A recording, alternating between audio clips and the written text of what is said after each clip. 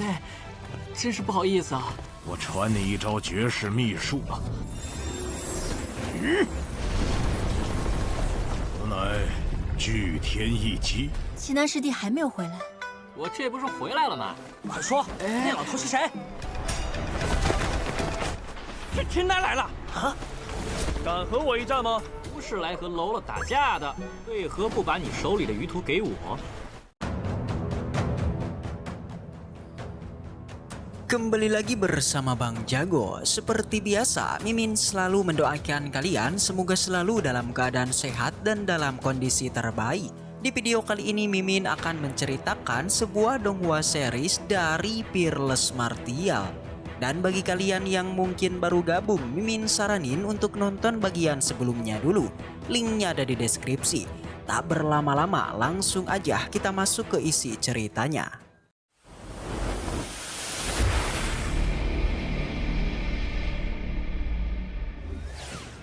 Cerita kembali dilanjutkan dengan diperlihatkan Kinan yang telah menghancurkan batu pengukuran kekuatan dari sang kakek tua sebelumnya.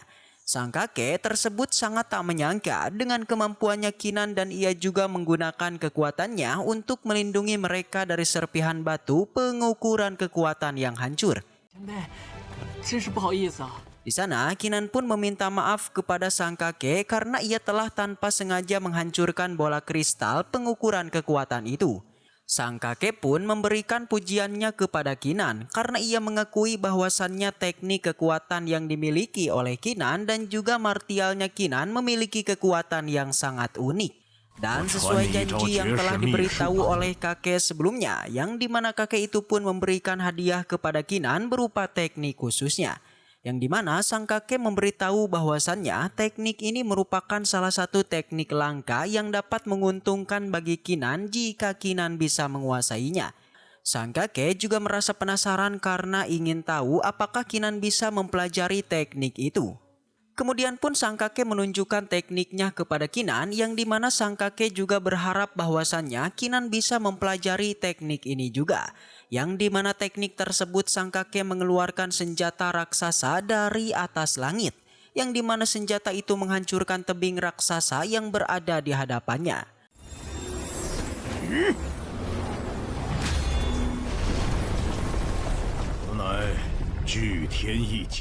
Sang kakek berharap kepada Kinan juga harus dapat menguasainya.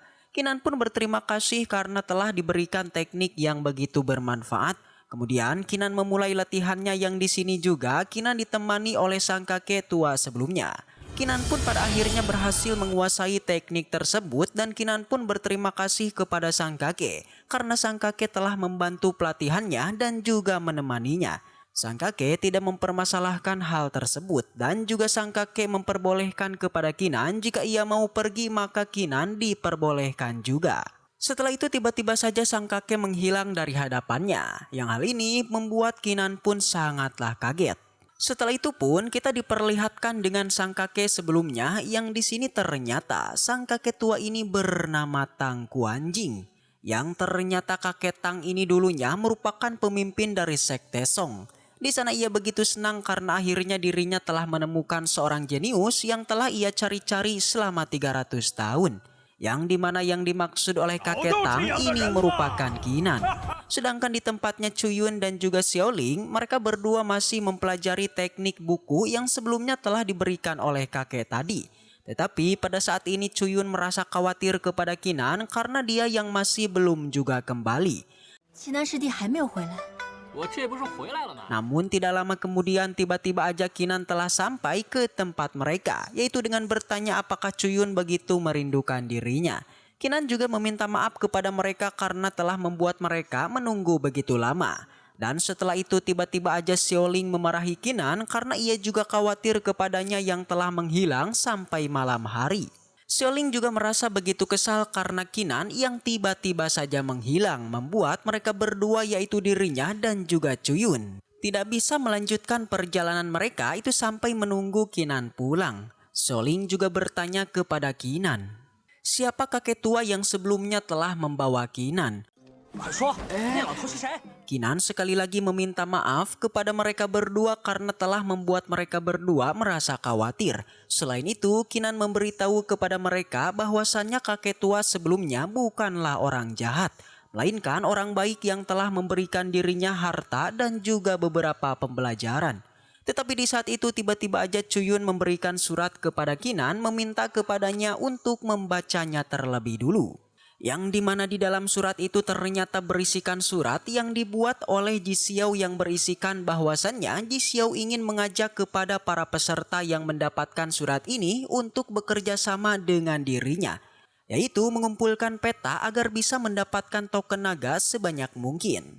Selain itu, Xiaoling memberitahu kepada Kinan bahwasannya surat ini mereka dapatkan karena adanya burung pembawa surat yang sebelumnya telah mengantarkannya. Di sini mereka pun cukup merasa penasaran kenapa Ji Xiao begitu percaya diri dengan rencana yang telah ia buat. Tetapi Kinan yang melihat ini berpikir apakah Ji Xiao sebenarnya tidak mengincar token naga. Tetapi ia sepertinya sedang mengincar hadiah yang lebih berharga daripada token naga tersebut. Tetapi pada saat ini Kinan juga penasaran dengan rencananya. Jadinya ia pun akan mengikuti rencana Ji Xiao untuk melihat rencana rahasia apa yang telah dibuatnya. Singkat cerita mereka pun telah hampir sampai di tempat dari pertemuannya Ji Xiao dan di sini terlihat dia telah mengumpulkan orang-orang yang telah ia undang. Yang di sana mereka melihat adanya jenis lain yaitu Xiao Yunhe dan juga Duan Benyang.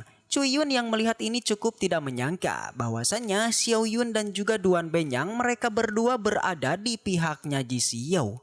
Xiaoling memberitahu kepada Kinan bahwasannya Yunhe merupakan seorang kultivator yang telah berada di tahapan ke-9. Sedangkan Duan Benyang merupakan seorang ahli pedang tangan kiri yang memiliki teknik begitu unik dan mereka berdua merupakan orang-orang kuat. Kemudian Kinan mengajak kepada Xiaoling dan juga Chuyun untuk pergi ke tempat dari Ji Xiao. Mereka bertiga pun pergi ke tempatnya Ji Xiao yang di sini kedatangan mereka bertiga telah diketahui oleh Ji Xiao. Yang langsung aja bawahannya itu langsung melaporkan kepadanya. Wang Meng dan juga Li Xiao yang telah melihat keberadaan dari Kinan, mereka berdua begitu kesal karena Kinan sebelumnya telah menghajar mereka. Tetapi di sini mereka juga merasa bingung kenapa Kinan begitu beraninya datang mendekati mereka yang padahal di sini mereka semua merupakan musuhnya Kinan yang berada di pihak Ji Xiao. Tidak lama kemudian pun Kinan bersama Xiaoling dan juga Chuyun telah sampai ke tempatnya rombongan Ji Xiao. Kedatangan dari Kinan pun langsung diancam oleh para bawahannya Ji Xiao yang di sini mereka mengatakan bahwasannya Kinan cukup berani datang ke tempat musuh sendiri. Tetapi Xiaoling dan juga Chuyun mereka berdua membela Kinan, yaitu dengan mengatakan jika mereka berniat melukai Kinan, maka mereka berdua akan membela Kinan dan akan memberikan pelajaran kepada mereka. Mendengar perkataan Chuyun membuat mereka cukuplah kaget. Karena mereka tak menyangka bahwasannya Kinan akan dibela oleh Chuyun. Kemudian pun Ji Xiao mengatakan kepada Kinan ia cukup tak menyangka bahwasannya Kinan akan menerobos ke ranah body tempering di tingkatan ke-7. Dan di sini Ji Xiao memberikan pujiannya kepada Kinan karena Kinan meningkat begitu cepat. Kemudian Chuyun juga ingin menantang Kinan bertarung, tetapi Kinan mengatakan bahwasannya ia tidak memiliki waktu untuk meladeninya. Dirinya ingin cepat-cepat mendapatkan token naga yang dimiliki oleh Ji Xiao. Lalu Kinan pun mengajak kepada Ji Xiao untuk segera melakukan penukaran antara token naga dan juga peta yang dimiliki oleh Kinan. Yang di sini Kinan telah memiliki 3 peta. Namun Ji Xiao menyuruh untuk Kinan menyerahkan petanya terlebih dahulu. Tetapi Kinan tidak mau karena dirinya tahu Ji Xiao merupakan orang yang licik. Di sini Kinan justru berani mengancam Ji Xiao dengan akan membakar peta ini jika Ji Xiao mencoba untuk menipu mereka. Tapi Ji Xiao mengatakan dirinya tidak akan menipu karena pada dasarnya perlombaan ini telah dimenangkan oleh dirinya. Karena ia sendiri telah mendapatkan token naga sebanyak 12. Sedangkan Kinan hanya memiliki 5 token naga dan juga lainnya dimiliki oleh Hong Yuang. Jadinya mau bagaimanapun perlombaan ini pada dasarnya telah dimenangkan oleh Ji Xiao. Dan juga dirinya telah memenangkan taruhan untuk senior Ouyang dan setelah itu cerita pun bersambung. Baiklah, mungkin segitu aja untuk pembahasan kali ini. Semoga kita selalu diberikan kesehatan untuk mengawal donghua ini. dan sampai jumpa di video selanjutnya.